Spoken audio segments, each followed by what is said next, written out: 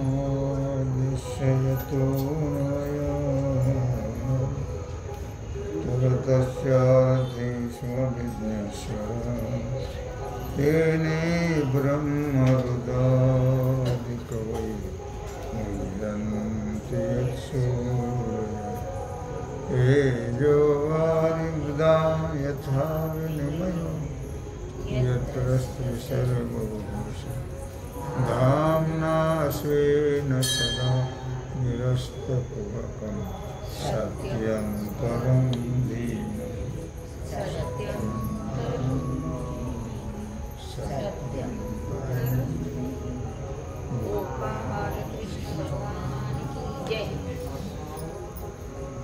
जेठ पातके बांधिते थावो ये नरके देते ठावो जेणे सुखे हा अपावो परत्री ऐसा. भगवान सिद्धेश्वराच्या श्रीमकृपेनं श्री रुक्मिणी पांडुरंगाच्या चरणाजवळ बसून श्री सद्गुरु ज्ञानेश्वर महाराज, श्री जगद्गुरु तुकाराम महाराज, श्री संत एकनाथ महाराज यांच्या चरण सानिध्यामध्ये आपण सर्वजण मिळून महान ग्रंथराज ज्ञानेश्वरीच्या 18व्या अध्यायाच्या 803 ओवीचा आपण विचार करतो आहोत. जेथ पातके बांधिती थाओ तिये नरकी देती ठाओ जेणे सुखे हा आपावो परत्री ऐसा. जेथ म्हणजे तिथं, पातके हे बळकट होतात, बांधीचे थाव म्हणजे ते बळ धरू लागतात, पातके म्हणजे वाढू लागतात. ती नरके देती ठाव, पुण्य केलं की उत्तम लोकाची प्राप्ती होते. मग जशी भक्ती असेल, कैलास म्हणा, वैकुंठ म्हणा, अशा लोकांची प्राप्ती होते. आणि पातक जर असेल तर मग नरकी देती ठाव, मग त्यांना नरकाची प्राप्ती होते, असं भगवान अर्जुनाला सांगतात. जेणे सुखे हा अपावो परत्री ऐसा. मग त्या सुखाने परलोकामध्ये असा अपाय होतो. काय अपाय होतो, का बरं होतो?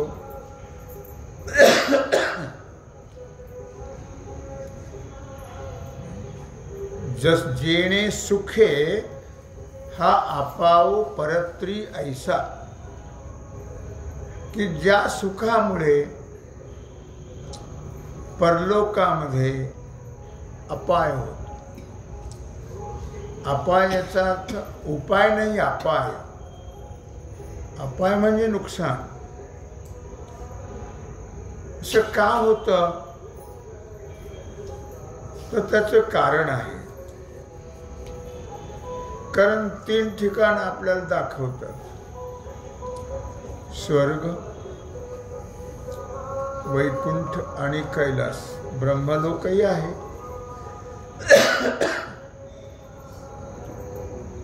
पण ब्रह्मलोकाची प्राप्ती होण्याकरता थोडंसं अवघड आहे. जसं स्वर्गाची प्राप्ती होणं अवघड आहे, तर स्वर्गाची प्राप्ती होण्याकरता 100 राजसूय यज्ञ करावे लागतात. राजसूय यज्ञ अवघड आहेत फार. जग जिंकायचं प्रत्येक वेळेस आणि तेवढंही दान करून टाकायचं. 100 का शतमक संपत्ती स्वर्गीची. तसं ब्रह्मलोकाची प्राप्ती होण्याकरता जो ब्रह्मकर्मा करी 101 जन्म, लागोपाठ एकामागे एक ब्राह्मणाचे जन्म प्राप्त व्हावेत आणि ब्रह्मकर्म प्रत्येक जन्मामध्ये करत राहावं 100 जन्म, तेव्हा मग ब्रह्मलोकाची प्राप्ती. कैलासाची प्राप्ती शिव उपासनेने होते. शिव उपासना ही कैलासाची प्राप्ती होण्याकरता एकनिष्ठेने शिवाची उपासना का बाबा नाही, सोमवारी नाही, नित्य अखंड शिवाय दुसरं बोलायचं नाही. ही सोप्या गोष्टी नाही द्या. तेव्हा कुठं मग कैलासाची प्राप्ती होते. आयुष्यात बोलायचं असेल तर फक्त शिवनाम मुखी गाता, चुके जन्म मरण व्यथा. पण शिवनाम हे अखंड गात राहिलं पाहिजे. दुसरं काही बोललं की अपाय झालाच, दुसरं काही बोललं की अपाय झालाच. दुसरं बोलायचंच नाही, एकच शिवनाम शीतळमुखी, तेवढंच घ्यायचं सतत. मग ती शिवलोकाची प्राप्ती. आणि वृत्ती नेहमी शिवाजवळच राहिली पाहिजे. नाहीतर मुखामध्ये नाम आणि वृत्ती कुणीकडे पळत राहते, नाही होणार. वृत्ती सुद्धा तिथं राहिली पाहिजे. उपासना सामान्य नाही आहे काय. तसं वैकुंठाची प्राप्ती सुद्धा अखंड भगवत भजनाने होते. ते भजन आता मी सांगितल्याप्रमाणे हरिबोला हरिबोला ना तरी अबोला, मौन धारण करून बोलायचं नसेल, बोलूच नका बाकीचं. बोलावा विठ्ठल, पहावा विठ्ठल, करावा विठ्ठल जीवे भावे, तर मग ती वैकुंठाची प्राप्ती होते. साधू संत हे आम्ही वैकुंठवासी, आम्ही वैकुंठवासी, आलो याची कारणासी, बोलिले जे ऋषी साच भावे वर्ताया, झाडू संतांचे मार्ग, आड राणी भरले जग, उच्छिष्टाचा भाग शेष उरला तो शिव. आम्ही वैकुंठवासी. वैकुंठ नाम परमात्मा, परमात्मा स्वरूप झालेले महात्मे किंवा भगवानच ज्यावेळी धर्माचा उपदेश करायचा आहे त्यावेळी साधू संतांच्या रूपाने अवतार घेतो. साधू संत हे आपल्याला जरी आपल्यासारखे सामान्य दिसले तरी ते सामान्य नसतात. देवते संत, देवते संत निमित्त त्या प्रतिमा. देव हे संतच असतात, संत देवच असतात. जगत उद्धाराकरता उपदेशाने जेव्हा धर्माचं काम भागल्या जातं तेव्हा संत रूपामध्ये भगवान अवतीर्ण होतो. आणि जिथं उपदेशाने काम भागत नाही तिथं ग्लानिर्भवती भारत. धर्माला ग्लानी निर्माण झाली की मग यदा यदा ही धर्मस्य ग्लानिर्भवती भारत. ज्या ज्यावेळी धर्माला ग्लानी निर्माण होते त्या त्यावेळी संभवामी युगे युगे. प्रत्येक युगामध्ये भगवान अवतीर्ण होतात. पण ते उपदेश करत नाहीत, संत रूपात आले तर उपदेश करतात. आणि भगवान स्वतः जेव्हा येतात तेव्हा मात्र धर्म संस्थापनार्थाय. आणि काय करतात मग ते? भक्ता राखे पायापाशी, दुर्जनाशी संवारी. मग ते सरळ दुर्जनाचा नाश करतात आणि भक्ताचं प्रतिपालन करतात। अशा प्रकारे म्हणून इथं काय म्हटलं, जेणे सुखे हा अपाव परत्री ऐसा। परलोकामध्ये अपाय आहे, वैकुंठात नाही, ब्रह्मलोकात नाही, कैलासात नाही, स्वर्गामध्ये अपाय आहे। स्वर्गामध्ये जे स्वर्गलोकाची प्राप्ती करून घेतात ते केवळ स्वर्गातली भोग भोगण्याकरता घेतात। मग तो अपाय आहे, तिथं भजन नाही आहे। आपण नेहमी त्याचा विचार करत असतो।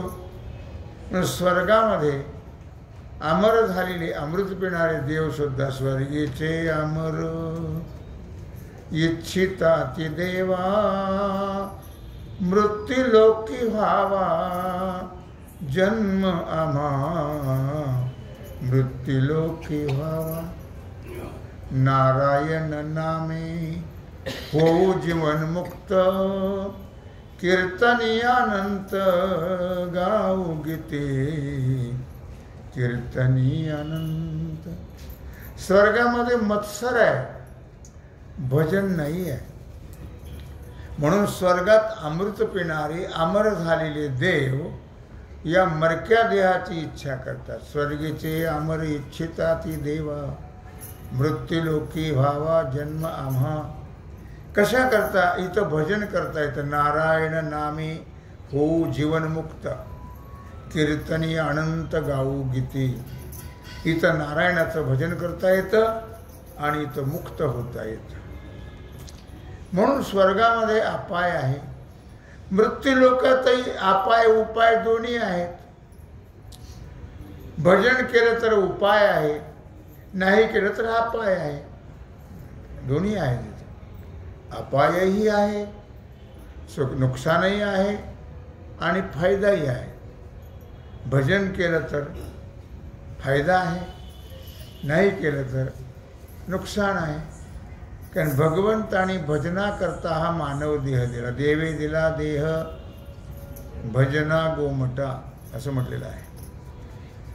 पै नामी विष मधुरे परी मारुणी अंती खरे तैसे आदी जे गोडिरे अंती कडू। दृष्टांत दिला, विष हे केवळ नावाने मधुर असेल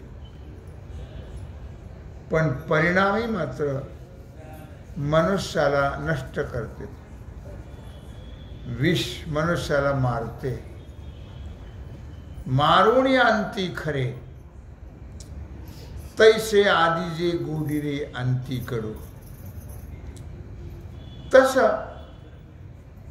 अगोदर गोड आणि मग कडू। काल मी तुम्हाला सांगितलं अगोदर गोड काय असतं, कडू काय असतं आणि कशात आहे हेही तुम्हाला काल सांगितलं। अगोदर गोड आणि मग कडू। प्रपंचामध्ये अगोदर गोड असतं आणि मग कडू असतं। नंतर नंतर माणसं माणसाला विटतात आणि वाट पाहतात, म्हणून अंती कडू परिणामी गोड। सुरुवातीला गोड, परमार्थ अथपासून तो इतीपर्यंत गोड आहे, लक्षात ठेवा। अमृतापेक्षाही गोड आहे। नामामृत गोडी जयाशी लादली, काय असं म्हटलं, वैष्णवा लादली असं म्हटलेलं आहे। नामामृत हे अखंड सुख देणारं आहे, समाधान देणारं आहे, चिंताहरण करणारं आहे आणि परमपद देणारं आहे। सोही परमपद पावेगा, सोई परमपद पावेगा। जो हरि को भजे सदा सोही परम पद पावेगा। जो हरि को भजे सदा, नित्य जो भगवंताचं भजन करतो सोयी परमपद पावे ग. परमपदाची प्राप्ती होते. आता परमपद काय आणलं तुम्ही मधीच? परमपद आपण जिथून आलो आणि जिथं जायचं आहे त्याला परमपद म्हणतात. आपण कुठून आलो? आमचा मुक्काम कुठे होता? कुठून आलो आपण? ममई मांसो जीवलोके जीवभूत सनातन. भगवत स्वरूपातून आपण आलो. भगवंताचा अंश आहोत आपण. जीवो ब्रह्मैव नापरा. जीव हा परमात्मा. भगवान स्वतः सांगतात ममई मांसो जीवलोके. माझा अंश आहे जीव. मग जीवपणा का आला? ते आपल्या मूळ घराला मूळ स्वरूपाला विसरल्यामुळे जीवपणा आणि जन्म मरणाचं दुःख प्राप्त झालं. ते परमपद आहे. आपलं स्वरूप आहे. आत्मा परमात्मा आपलं स्वरूप आहे. आपण जर या जन्मामध्ये अखंड भगवत चिंतन केलं तर निश्चितच आपल्याला आपलं स्वरूप म्हणजे परमपदाची प्राप्ती झाल्याशिवाय राहत नाही. पार्था ते सुख साचे वळिले आहे रजाचे. म्हणून नशिवे तयाचे अंग काही. म्हणजे सुरुवातीला गोड आहे तैसे आधी जे गोडीरे अंती कडू. सुरुवातीला गोड नंतर जे कडू असतं ते सुख कोणतं? संपूर्ण सुख ते सात्विक आहे. आणि हे अगोदर सुख मग दुःख ते सुख त्याला राजसी सुख म्हणतात. रजोगुणापासून निर्माण होणारं सुख. पार्था ते सुख साचे वळिले आहे रजाचे. म्हणून न शिवे तयाचे अंग काही. पण भगवान सांगतात पार्था नाम अर्जुना. अर्जुना ते जे सुख आहे ते सुख आपल्याला मिळवण्याकरता कुठे जायचं नाही.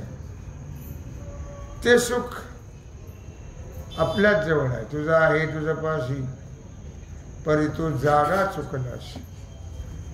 ते सुख आपलं स्वरूप आहे. आनंद आपलं स्वरूप आहे. शांती आपलं स्वरूप आहे. समाधान आपलं स्वरूप आहे. पण मग आम्हाला का मिळत नाही सुख शांती समाधान आनंद? तर आम्ही पत्ता चुकलेलो आहोत म्हणून मिळत नाही.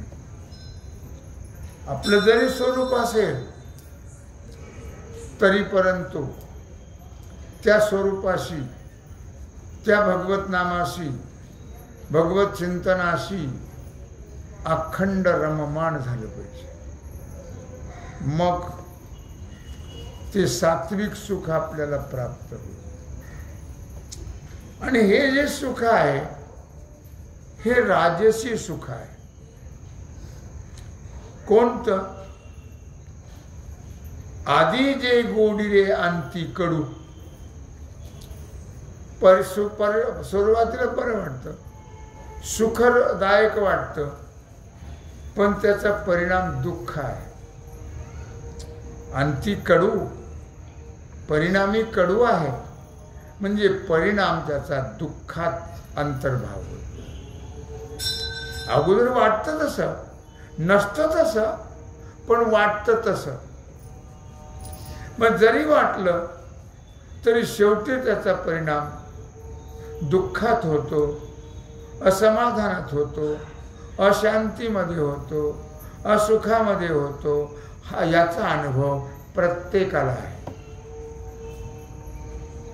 फक्त कळणं महत्वाचं आहे. नाही तो प्रत्येकाला अनुभव आहे.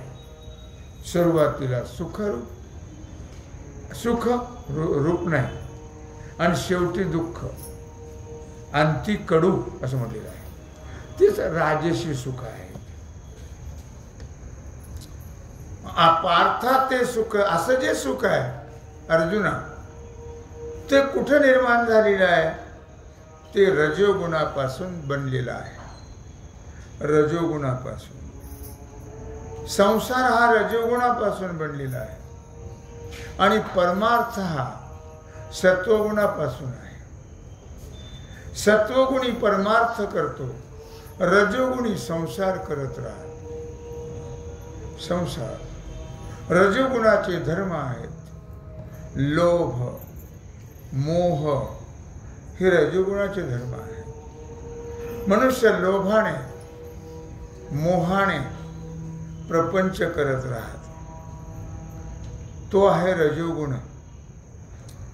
पार्था तेने सुख साचे, वळिले आहे रजाचे. म्हणून असं जे सुख आहे, आम्ही सुरुवातीला सुख मानतो, शेवटी असं वाटलं होतं पण तसं नाही झालं. असं वाटलं होतं असंच राहील, आता तसं राहत नाही. तसं राहिलं त्याला संसार म्हणताच येणार नाही. तसं राहिलं तर तो परमार्थच आहे. तसं राहतच नाही. जे तसंच राहतं, ज्याच्यात बदल होत नाही, त्याचं नाव परमार्थ आहे. आणि ज्याच्यात बदल होतो त्याचं नाव संसार आहे. संसारामध्ये, देहामध्ये सारखा बदल होत जातो. बालपण गेलं, तारुण्य आलं, तारुण्य गेलं, म्हातारपण आलं, म्हातारपण गेलं, मृत्यू आला. बदल होत राहत. ज्याच्यात बदल होतो त्याचं नाव आहे प्रपंच. ज्याच्यात बदल होत नाही त्याचं नाव आहे परमार्थ. परमार्थामध्ये बदल होतच नाही, लक्षात ठेवा. आपण त्याला लागून राहत नाही, तो भाग वेगळा. म्हणून आपल्याला ते अनुभवाला येत नाही. लागून जर राहिलं तर तो अनुभव आपल्याला आल्याशिवाय राहत नाही आहे. औषध जर सारखं घेतलं पथ्य पाळून तर गुण येतो का नाही? डॉक्टरने सांगितलं सकाळ संध्याकाळ घ्यायचं, हे 4 दिवसांनी एकदा घेते, गुण येईल का? नाही, लागून पाहिजे त्याला काय. म्हणून म्हणजे मग त्याचा अनुभव येतो. लागून न राहिल्याचा अनुभव येणार नाही. जर लागून तुम्ही नियमाने औषध घेतलं तर नक्की रोग जाईल. ब्रह्मरस घेई काढा, ब्रह्मरस घेई काढा, तेने पिडा वारेल, पथ्य नाम विठोबाचे, आणिक वाचे न सेवी, पथ्य नाम विठोबाचे. ब्रह्मरस घेई काढा, तेने पिडा वारेल. ब्रह्मरस एक औषध आहे. ते दुःख नष्ट करण्याचं औषध आहे. ब्रह्मरस ते कोणतं दुःख नष्ट करतं? जन्म मरणाचं दुःख नष्ट करतं. ब्रह्मरस घेई काढा, पण त्याला पथ्य सांभाळावं लागतं. ते पथ्य आपल्याकडून सांभाळल्या जात नाही सांभाळल्या जात. जरी आपण प्रतिज्ञा केली तरी नाही सांभाळल्या जात. पूजा होस तर बोलायचंच नाही, बोलणारच. जेवूस तर बोलायचं नाही, बोलणारच. जेवताना काही पाहू नये आणि काही बोलू नये, त्याचा परिणाम अन्नावर होतो आणि ते 32 दिवस आपल्या शरीरात ते विचार राहतात. कारण अन्न पचन होऊन त्याचं रक्त आणि वीर्य बनण्याकरता 32 दिवस लागतात. आणि तोपर्यंत जे आपण विचार केले जेवताना, ज्या कल्पना संकल्प विकल्प केले ते तोपर्यंत राहतात.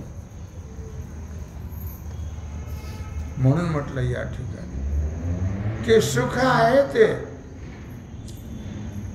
सात्विक सुख आहे, पण ते सतत टिकण्याकरता पथ्य सांभाळावं लागतं. तसं राजसी सुखाचा प्रकार तसा नाही. राजसी सुख हे वेगळं आहे. त्याचा विचार आता सांगणार आहेत. पार्था ते सुख साचे, अर्जुना खरोखर ते सुख ना रजोगुणापासून बनलेलं आहे. जसं सत्वगुणामध्ये भगवंताचं भजन केलं की आनंद होतो, तसं संसारामध्ये विषय सुख भोगत असताना आनंद होतो. मग तो विषय कानाचा असेल, तो डोळ्याचा असेल, तो नाकाचा असेल, तो जिभेचा असेल, तो त्वचेचा असेल, कोणताही विषय असेल, ते विषय भोगत असताना तो आनंद होतो. पण तो आनंद सदा नाही, तो तेवढ्या पुरता असतो. विषय संपला, आनंद संपला. मी तुम्हाला काल परवा सांगितलंच होतं की जेवेपर्यंत आनंद होतो, चहा पिईपर्यंत आनंद होतो. चहा प्यायचा बंद झाला की संपला. तो आनंद कुठे आला? नाही का? जेवण पक्वान्नाचं गोडधड खात असताना आता दीपावलीमध्ये आनंद झाला की नाही? आता हात कुठे येतो? लाडू खाताना आनंद. घेवरदास, राघवदास करतात तुम्ही? राघवदास नाही करत, बुंदीचे लाडू करतात, रव्याचे करतात. राघवदास नाही करत.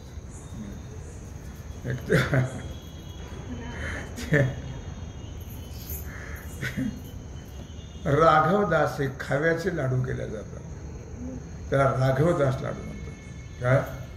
मग ते खात असताना आनंद होतो की नाही? होतो. तेव्हा झाला खाताना. आता कुठे? आता नाही येतो आनंद. हा रजोगुणाचा आनंद आहे. तेवढ्या पुरता आनंद वाटतो आणि नंतर तो नसतो. म्हणून म्हटलं पार्था ते सुख साचे, वळिले रजाचे. तो जो आनंद वाटला, ते सुख जे वाटलं, ते रजोगुणाचं सुख आहे. काय? म्हणून न शिवे तयाचे अंग कही. म्हणून त्या सुखाच्या अंगाला कधीही अर्जुना स्पर्श करू नकोस. सात्विक सोडून रजोगुण आणि तमोगुण यांच्या अंगाला कधीही स्पर्श करू नकोस. कारण रजोगुण तमोगुणामुळे जन्म मरणाचं दुःख भोगावं लागतं. सत्वगुणामुळे भजनाने मोक्ष मिळतो, जन्म मरण संपल्या जातं.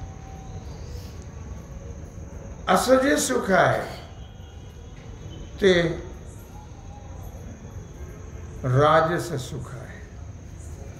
यदग्रे चानुबंधे च सुखम मोहनमात्मनः, निद्रालस्य प्रमादोत्थम तत्तामस रुदारुतम. राजस सुखाचा विषय संपला. आता तामस सुख आहे. प्रत्येक श्लोकामध्ये एक एक सुखाचा विचार केला.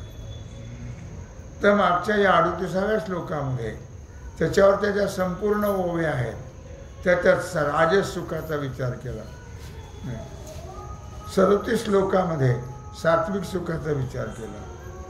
आणि आता 39व्या श्लोकामध्ये तामस सुखाचा विचार करत आहे. तामसी सुद्धा सुख आहे, त्याला परिणाम त्याचा वाईट आहे. पण एखाद्याचा खून केला, मग ते खून केलं त्याला सुख वाटलं की नाही? सुख वाटलं त्याला, पण त्याचे परिणाम फारच वाईट. काय? हे त्या परिणामाचा, तामसी जे लोक असतात ते परिणामाचा विचार करत नाहीत, वर्तमान कालाचे विचार करतात. आणि म्हणून ते 12च्या भावात जातात, संपल्या जातात. त्याचा परिणाम आज सध्याच्या काळामध्ये नाही का, CCTV आहेत, भानगडी आहे, अनेक प्रयत्नाने गुन्हेगाराला पकडल्या जातच. हा विचार का करत नाहीत लोक? गुन्हा करताना हा विचार का करत नाही? आपले इथं वकील साहेब बसलेले आहेत, त्यांना याची सगळी माहिती आहे कायद्याची. काय गुन्हा करताना हे लोक विचार का करत नाहीत? किंवा आपण जो गुन्हा करतो आहे त्याचा परिणाम काय होईल याचा विचार कुठं करतो? नाही करत. पहा बाजरीची भाकरी, हिरव्या मिरचा ठेसा किती छान लागतो, पण त्याचा परिणाम काय होतो माहिती आहे? आता ते सांगू का मी?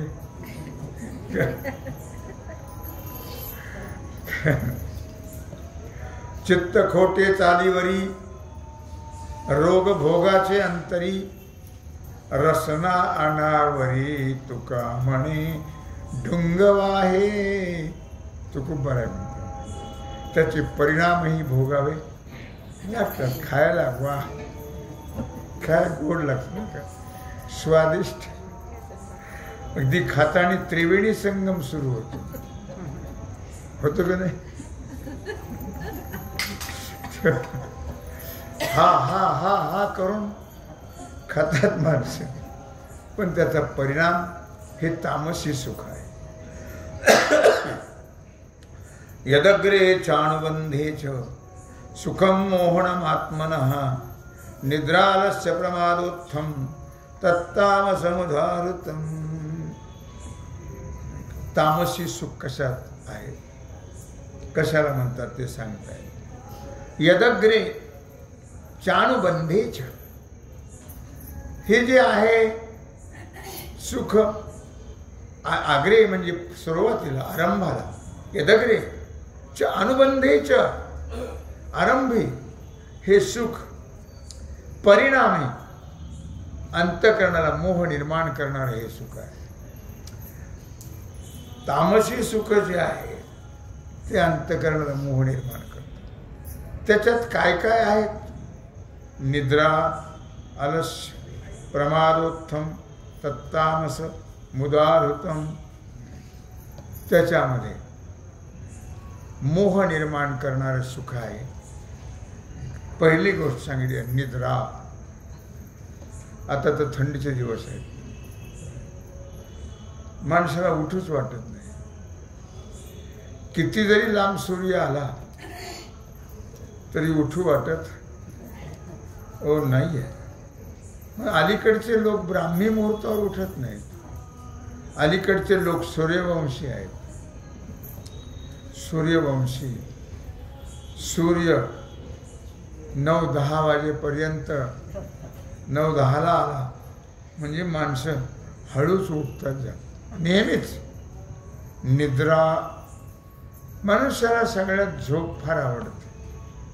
सगळ्यामध्ये झोप घेऊ नये असं मी म्हणत नाही. युक्त आहार विहार, युक्त आहार विहार, युक्त नाही. काल एकादशीच्या दिवशी ते सियाराम बाबा गेले. 110 वर्ष त्यांचे वय होतं सियाराम बाबाचे. तुम्ही त्यांचं शरीर जर पाहिलं तर नुसती लाकडच होती. काय किती थोडं खायचं, ते सात्विक खायचं, ते कोणाचं खायचं नाही, आपल्या हातानेच करून खायचं. ते आले भक्त मंडळी, खूप लोक त्यांचे भक्त होते. मध्य प्रदेशात सियाराम बाबा, नाही हा मध्य प्रदेशातही, नर्मदेच्या काठावर त्यांचा आश्रम होता. काय पण खूप त्यांना द्यायचे लोक, पण ते घ्यायचे नाही लोक तर जास्त, फक्त 10 रुपये घ्यायचे. किती देत असतील लोक त्यांना? त्यांनी 2 लाख रुपये अयोध्या मंदिराला दिले.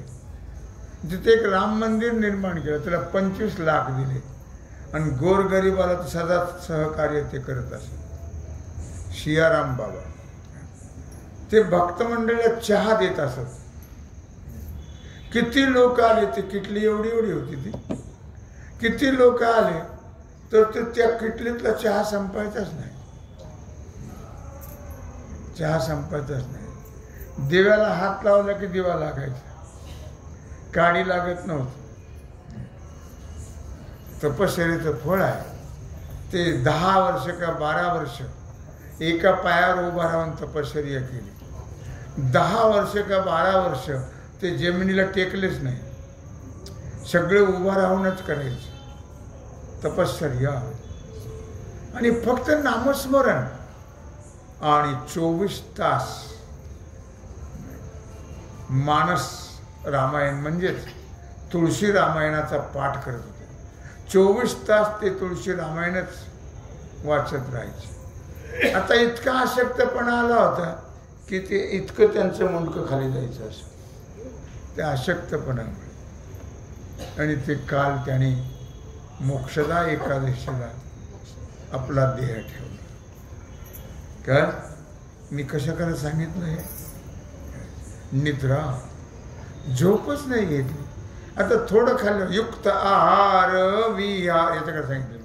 युक्त आहार विहार नेम इंद्रियासी सार, नेम इंद्रियासी सार, नसावे बासर निद्रा बहु भोजन. युक्त आहार विहार, फिरणं सुद्धा मोजकं पाहिजे, आहार सुद्धा, निद्रा सुद्धा. युक्त आहार, खाणं जास्त लागत नाही आपल्याला, पण आपल्याला वाटतं सगळं भरलं का रिकामं आहे अजून कुठं. जगण्याकरता जास्त लागत नाही, आणि जास्त जे खात नाही ते जास्त दिवस जगतात, आणि जास्त खाणारे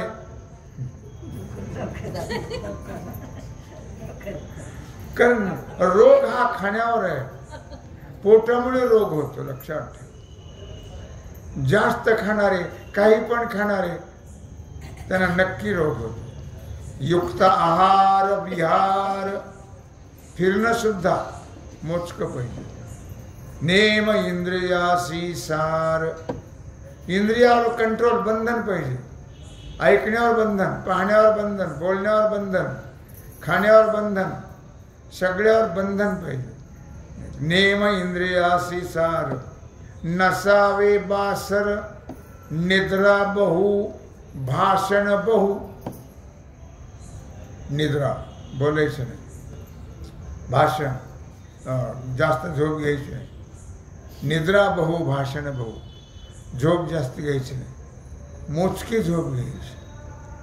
सध्या वृंदावनला प्रेमानंद महाराज आहेत. प्रेमानंद महाराज 20 वर्ष झाले त्यांच्या दोन्ही किडन्या खराब आहेत. त्यांना दिवसाआड डायलिसिस करावं लागतं. काय होत असेल बघा तुम्ही. काय पण ते 11ला झोपतात, 1:30ला उठतात, स्नान पूजा करतात, 2:30ला प्रदक्षिणा निघतात. पहा तुम्ही यूट्यूबला दाखवतात ते प्रदक्षिणा 2:30ला निघतात. ज्यावेळी ते प्रदक्षिणा निघतात त्यांच्यावर पुष्कळ लोक असतात, शिष्यमंडळी लोकही असतात, तेव्हा लोक दोन्ही बाजूने सडे घालून रांगोळ्या घालून ठेवतात. वृंदावनामध्ये ही वृंदावनची गोष्ट आहे, लक्षात ठेवा.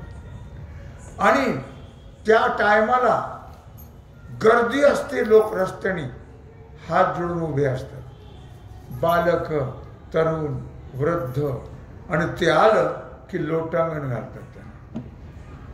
आणि ते किती वेळ झोप घेतात?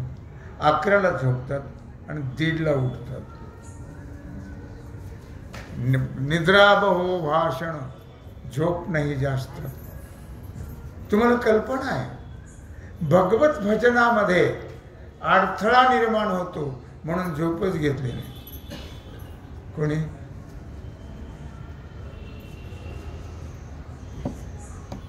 कोणी नाही झोप घेतली? अर्जुनाने. अर्जुनाचं नाव आहे गुडाकेश. त्याला गुडाकेश नाव दिलंय की ज्याने अशा प्रकारे झोप घेतलीच नाही, आयुष्यात कधी झोप घेतली नाही, त्याला म्हणतात गुडाकेश अर्जुनाला. का? भजनात अडथळा निर्माण होईल म्हणून. किती भजन केलं अर्जुनाने? राजा आहे अर्जुन, पण किती भजन केलं अर्जुनाने? त्या रोम रोमातून श्रीकृष्ण जय कृष्ण, श्री कृष्ण जय कृष्ण, रोम रोमातून आवाज घुमत होता. अंगावरच्या प्रत्येक केसातून किती भजन केलं असेल. तुकोबा राय शेंडी झाडाला बांधायची दोरानं, झोप झटका मार बसला तर मग जाग होईल ना, आणि भजन करत राहायचं. तुकोबा रायाच्या रोम रोमातून श्री विठ्ठल जय विठ्ठल श्री विठ्ठल असा ध्वनी येत होता. तुम्हाला मी गोष्ट सांगत असतो, माहिती आहे तुम्हाला. तुकोबा राय एकदा शौचाला बसले होते, बाहेर बसले असल्यावर काही संडासची सोय नव्हती शौचालयाची. ते त्यांचं ते भजन चालूच. तिथून एक ब्राह्मण चालला होता, त्याने ते ऐकलं, अरे अशा घाण जागेत कोण भजन करते.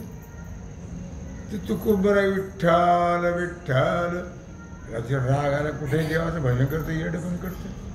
मारले तोंडात जाऊन तुकोबा रायची. आपल्यासारख्या जर मारली, ऐका, आपल्यासारख्याच्या जर मारली असेल तर काय झालं असतं, कोण झालं. मारल्यानंतर तुकोबा राय तर सर्व कार्यक्रम आटोपल्यानंतर ते उभाच होता. तो बाबा, तो म्हणला, पुढे भजन करतो देवाचं. त्यांनी फक्त असं केलं, चला आमच्या घरी. तोंडात मारलं त्यांना म्हणलं, ब्राह्मण म्हणलं, चला आमच्या घरी. चला गेले. आवली गुरुजी आले, स्वयंपाक चांगला कष्टात झालं. तर स्वयंपाक झाल्यानंतर दोघं जण जेवले, आणि जेवल्यानंतर झोपले. दोघं एकाच खोलीमध्ये झोपले. त्या बाजूला तुकोबा राय, या बाजूला ते ब्राह्मण झोपले. तुकोबा राय काय झोपले, जाग नाही आली त्यांना. ठराविक वेळेपर्यंत झोपतात, झोपायचे ते पण लगेच उठून भजन. मग त्यांचं भजन बंद होतं का झोपल्यावर?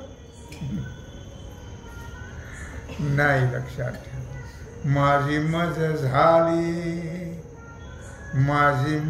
झाली अनावर वाचा, छंद या नामाचा घेतलासे. नंतर प्रमाणे ते बिचारा थोडा वेळ झोपलं की उठलं, ते बसलं. ते बसल्यावर त्याला आवाज येत होता, श्री विठ्ठल श्री विठ्ठल श्री विठ्ठल. कुठून आवाज येतोय? या भिंतीला कान लाव, त्या भिंतीला नाव, त्या भिंतीतून नव्हतं येत. कुठून आवाज येतोय हा? म्हणून शोध घेतला. तुकोबा रायाकडून आवाज येत होता. तुकोबा राय घोरत होते. भजन चालू हा, लक्षात ठेव. आणि मग ते जवळ गेल्यावरती आणखी जास्त आहे, आणखी जवळ गेल्यावर जास्त आहे. मग कान लावला अंगाला त्यांच्या. प्रत्येक केसातून रोमातून श्री विठ्ठल श्री विठ्ठल श्री विठ्ठल असा ध्वनी निघत होता. आणि मग तुकोबा राय बसला. तो त्याला आश्चर्य वाटलं, आणि उठल्यावर नमस्कार केला तुकोबा राय. तुकोबा राय, मी चुकलो, तुमच्या तोंडात मारली. म्हणजे काय करू, माझी मज झाली अनावर वाचा, छंद या नामाचा घेतलासे. हो, अनावर मला काही आवरत नाही वाचा. कुठेही असलं तरी सारखं भजन चालू असतं. निद्रा नाही, आळस नाही. तेव्हा सतत जे नामस्मरण करतात त्यांनी कधीच खंड पडू द्यायचं नाही. कुठलाही व्यवहार करत असताना नाम चालू. तुम्ही म्हणाल शौचाला वाटल्यावर तरी राम राम म्हटलं तरी दोष नाही, लक्षात ठेवा. शौचाला बसल्यावर पण अखंड नामस्मरण करणारी पाहिजेत. फक्त शौचाला बसल्यावर नाही म्हणायचं. सतत ज्यांचं नामस्मरण चालू आहे त्याने शौचाला बसल्यावरही अखंड पडू द्यायचा हो नाहीये. नित्यनेम नामी ते प्राणी दुर्लभ, लक्ष्मी वल्लभ तया जवळी. अशा प्रकारे फावशी सांगितलं की तेव्हा झालेली सेवा भगवत चरणी समर्पित करून राहिलेला सेवेचा भाग आपण उद्या पाहू.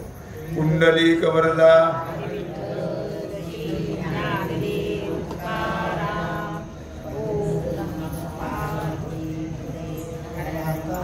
आता विश्वात्मके देवी तेने